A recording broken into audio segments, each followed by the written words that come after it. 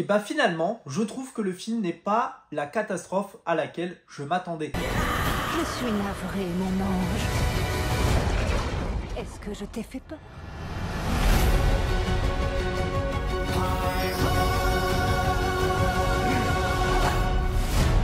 Hey, what's up tutu, j'espère que vous allez bien. On se retrouve aujourd'hui pour une toute nouvelle vidéo et surtout une toute nouvelle critique. Nous allons parler du film tout simplement controversé depuis le début de son annonce, que ce soit au niveau du casting, les premières images qui sont tombées, le fait que ce soit Rachel Zegler, Gal Gadot qui soient au casting, qui ont des opinions complètement différentes, le fait que Rachel Zegler incarne Blanche-Neige, mais également, voilà, la polémique aussi autour de Peter Dinklage qui avait tout simplement déclaré qu'il ne voulait pas, je crois, des personnes atteintes de nanisme, etc. dans le film Blanche-Neige. Enfin, voilà, il y avait une grosse polémique à travers le film et tout simplement sorti le 19 mars 2025 avec un an de retard, car rappelons que le film devait sortir l'année dernière, mais justement à cause de toutes ces polémiques, ils ont un petit peu reshoot pas mal de scènes pour améliorer le film. Je trouve que c'est pas forcément une mauvaise idée parce que je pense que le film aurait pu être beaucoup plus catastrophique. C'est vrai que la polémique a servi un peu à ça aussi, au fait que le film ne soit pas si dégueulasse que ça, parce que franchement je m'attendais à bien pire. Je m'attendais à bien pire tout simplement par rapport au fait de tout ce qu'il y avait, tout ce qui était controversé, etc. par rapport à tout ça. Donc c'est vrai que quand tu entends au taquet de polémique, toi dans ta tête, ça cogite. Tu sais pas si il faut aller voir le film ou pas. Mais moi sincèrement, je suis plus dans un état d'esprit où il faut que je me fasse mon propre avis. Sachant que Blanche-Neige, c'est vraiment mon classique préféré. C'est vraiment mon dessin animé de tous les temps. Je pense que vous avez pu le remarquer. J'ai même la chaumière en Lego. J'ai pas mal de Funko Pop. C'est l'un de mes dessins animés classiques préférés.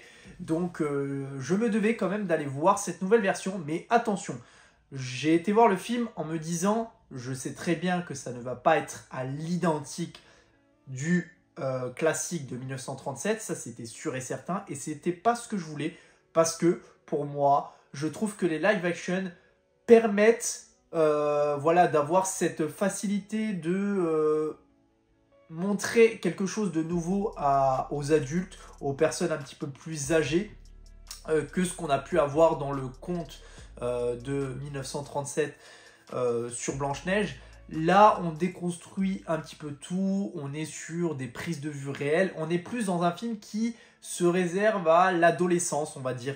J'irais plus ça parce qu'on n'est pas vraiment sur un ton hyper adulte, mais je trouve que le film quand même est vachement bien. C'est pas non plus une excellence, mais je trouve que malgré tout, il a quand même cette capacité à avoir une histoire, à avoir de bonnes scènes. Les acteurs jouent bien. Voilà, je trouve que de ce point de vue-là, c'était hyper intéressant d'avoir quelque chose de complètement différent. Mais on va rentrer maintenant dans le vif du sujet. Concernant ce film-là, qu'est-ce que j'en ai réellement pensé? Là, c'était juste une petite intro. Le film est réalisé par Mark Webb. Alors, Mark Webb, on le connaît notamment pour ces deux films qu'il a pu nous faire, que ce soit Amazing Spider-Man 1 et Amazing Spider-Man 2, Le Destin d'un héros. Deux excellents films, même si j'ai une préférence pour le deuxième.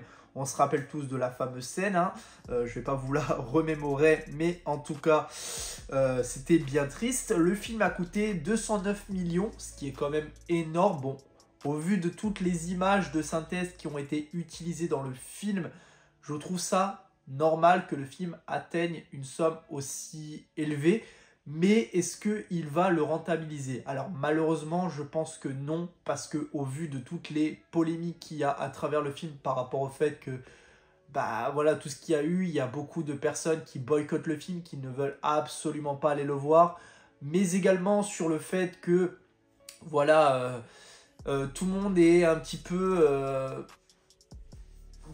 voilà, ils sont tous bloqués par rapport au fait que Rachel Zegler, voilà, n'a pas le teint blanc, que c'est une actrice latino-colombienne, que d'un autre côté, on a Gal Gadot qui, elle, est israélienne. On sait le conflit qu'il y a, mais moi, je suis désolé.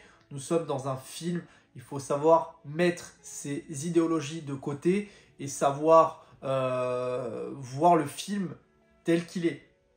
Et non pas aller critiquer sur la toile, que ça soit sur Allociné, sur Rotten Tomatoes, sur d'autres sites, IMDb, etc. pour noter le film avec une étoile ou 0,5, etc. tout ce que vous voulez, alors que vous n'avez pas vu le film. Je pense qu'il y a 90% des personnes qui ont noté le film qui ne l'ont absolument pas vu. Et ça, je trouve ça aberrant. Je trouve ça aberrant en fait de descendre un film sans aller voir le film. Ça, c'est un petit peu le coup de gueule que j'avais envie de passer parce que je trouve ça normal.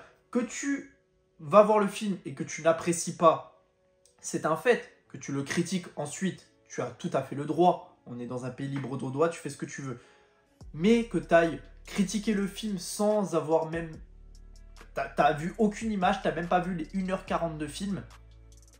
Et bah, je suis désolé, mais en fait, t'as rien à faire là. T'as rien à faire en termes de critique. Et après, ça se dit cinéphile. Je trouve que là, il n'y a aucune cinéphilie si tu fais ce genre de choses. Enfin bref.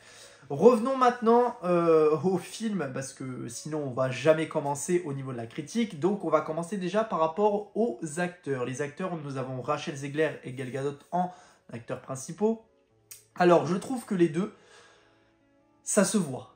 Ça se voit énormément sur le tableau qui sont en conflit, notamment Gal Gadot qui, je trouve, est assez méprisante. J'ai trouvé qu'elle gâchait un petit peu à certains moments, même si je trouve que c'est une grande actrice, elle est très jolie, elle s'intègre très bien. Mais je trouvais des fois, il y avait des petits pics, tu avais l'impression que c'était vrai. Tu avais vraiment l'impression que c'était vrai, qu'elle lançait sur Rachel Zegler. Bon, après, je pense que c'était fait aussi exprès. Mais le fait que du coup, on est dans un film et que les deux se détestent et que dans le film également, elles se détestent aussi, et bah ça se ressent encore plus et ça se montre encore plus. Elle est hyper méprisante. Je pense que si vous avez vu le film, vous pourrez dire la même chose. Mais en tout cas, c'est ce que j'ai pensé. Rachel Zegler, je trouve que par contre, elle s'intègre hyper bien dans le rôle de Blanche-Neige. Notamment, on va parler du fait que ça a été expliqué, ça a été changé dans le film par rapport au fait qu'elle n'a pas le teint blanc, par rapport au fait que, comme ça avait été dit dans le classique, tout simplement qu'elle a le teint blanc comme la neige parce qu'elle était vraiment très blanche. Là, c'est pas du tout ça. C'est un mini spoiler que je vais vous faire. C'est tout simplement parce que elle est née le soir d'une tempête de neige et ils ont du coup nommé leur fille Blanche-Neige. Il y a beaucoup de scènes, que ce soit en extérieur, mais très peu dans le château. Je trouve ça dommage que le château ne soit pas aussi exploité. On a juste l'endroit du miroir, on a l'endroit où il y a le fauteuil de la reine, l'entrée du château, mais aussi la petite cour, c'est tout. À part ça, on n'a rien d'autre. Au niveau de Rachel Zegler, ce que je voulais dire aussi, c'est que, comme je vous ai dit, elle s'intègre hyper bien dans son rôle. Je trouve qu'elle est extrêmement bonne par rapport à ça. Donc, c'est pas non plus la meilleure actrice, hein, loin de là. Mais je trouve que ça se voit qu'elle a envie de se donner dans celui-ci. On la voit, elle est beaucoup plus héroïque. Par rapport à ça, je trouve qu'elle a très bien joué son rôle du début à la fin. Et ça, c'est plutôt cool. Maintenant, au niveau de tout ce qui est effets spéciaux, je trouve que les effets spéciaux sont hyper bien faits. Parce qu'on a beaucoup d'effets spéciaux, que ce soit sur les animaux, que ce soit notamment sur des plans en extérieur, le château, etc. Je trouve que les plans sont plutôt bien faits. Les prises de vue au niveau des caméras sont bons, même si j'ai trouvé quelques petits plans assez horribles, même des plans assez flous au niveau des effets spéciaux à certains moments. Mais malgré ça, je trouve que ça passait quand même bien. Encore une fois, je dis, le film n'est pas parfait, hein. Il est loin, mais très loin d'être parfait. Mais je trouve quand même que c'est un film assez regardable. Sur la toile, il est regardable. C'est pas un film que je vais regarder 10 fois, je préfère quand même notamment l'original. Mais comme je vous ai dit, au vu de toutes les polémiques qu'on a eues à côté de ça, je trouve quand même que le film n'est pas si mauvais que ça. Voilà. Ensuite, je trouve que le film est beaucoup plus axé sur les chansons. On avait, moi, à mon souvenir, je trouvais qu'il y avait moins de chansons dans le film. Je trouve qu'on est plus sur un espèce de comédie musicale, parce que je pense qu'il y avait plus de 8 ou 9 chansons dans le film, facilement, pratiquement à chaque scène. Alors les chansons d'ailleurs, elles sont très bonnes, il y a plein de nouvelles chansons, notamment les chansons du début, je trouvais qu'elles étaient assez entraînantes, assez bien rythmées, je trouvais qu'elles étaient très bonnes les musiques, mais il y a une musique emblématique du film qui est malheureusement pas présente, c'est la musique Un jour mon prince viendra. Malheureusement elle n'est pas dedans, mais par contre la musique des nains est bel et bien présente et j'ai vraiment adoré. Elle est un petit peu changée, on a quand même gardé l'original à un certain moment, mais on a fait autre chose avec et je trouve qu'en plus on a exploité beaucoup plus d'endroits qu'on n'avait pas avant, notamment le fait qu'on voit plus la mine. C'est vrai que dans le dessin animé on ne voit pas la mine, là on la voit, elle est présente. Et ça va faire justement la transition pour parler des nains. Les nains, alors quoi en penser? C'est vrai que c'était aussi la polémique qu'il y avait là-dessus, justement parce qu'on pensait que ça allait être remplacé par des espèces de bandits. Notamment les bandits sont bel et bien présents dans le film. Ce n'était pas une fausse image, malgré le fait que Disney avait démenti par rapport à ça, par rapport au fait qu'il n'y allait avoir absolument aucun bandit, que les nains n'allaient pas être remplacés par des bandits, etc. Sauf que je pense que ces images étaient bel et bien réelles parce qu'on les retrouve dedans, mais ils ont un autre rôle. Mais je pense, de ce point de vue-là, ils devaient avoir le rôle des nains et je pense que, et comme je vous ai dit, c'est une bonne chose que le film a été repris sur 1 an pour réexploiter tout ça parce que sinon, je pense qu'on aurait été encore plus bas. Donc, au niveau des nains, je trouve qu'ils ont quand même un aspect assez étrange, assez bizarre, même si je trouve qu'ils sont pas non plus, hyper flippants non plus. Ils ont quand même une bonne petite tête, notamment Simplet que je trouve vraiment sympa. Notamment, il a beaucoup plus d'importance dans le film. Je vous spoil pas, mais c'est vrai qu'il y a certaines choses à un moment qui m'ont fait penser justement à des phrasés qui sont vraiment hyper importants dans la notion de notre temps, sur certaines phrases, etc. Et je pense que c'est bien apporté dedans, notamment sur l'intégration, sur le fait de se sentir à l'aise, de ne pas se sentir seul, etc. Et je trouve qu'il y a certaines choses qui sont amenées dedans qui sont intéressantes, malgré tout. Malgré le fait qu'on reste quand même sur un conte fantasy, etc. On est quand même sur un aspect enfant, hein, comme je vous ai dit. Mais il y a des choses qui passent bien. Même s'il y a d'autres choses qui sont complètement insensées et que je trouve que malheureusement on vit avec notre temps et notre temps n'était pas le même qui était en 1937 quand le film est sorti. Donc c'est vrai que on peut jouer un petit peu sur les deux tableaux à certains moments parce que voilà, il y a certaines choses qu'on pouvait dire en 1937 qu'on ne peut plus dire maintenant ou inversement, etc. Et je trouve que malheureusement, c'est un petit peu dommage là-dessus. Mais enfin bref.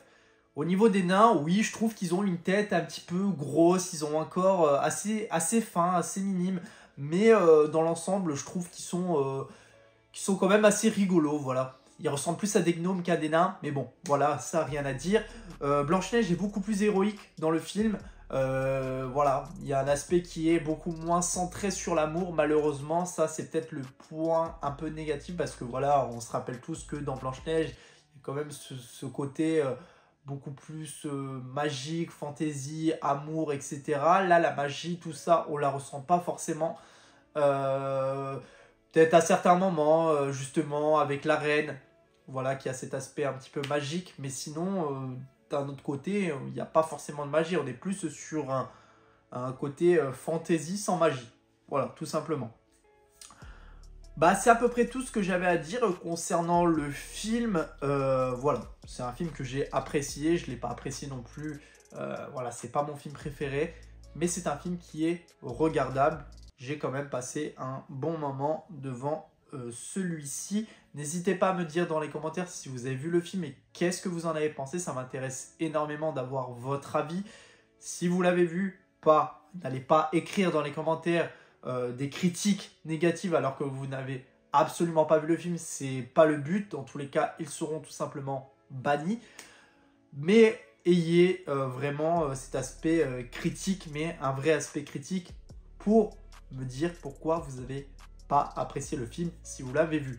N'hésitez pas à liker la vidéo, la commenter, la partager, surtout vous abonner. On se retrouve très prochainement pour une toute nouvelle vidéo. Allez, salut tout le monde. Peace!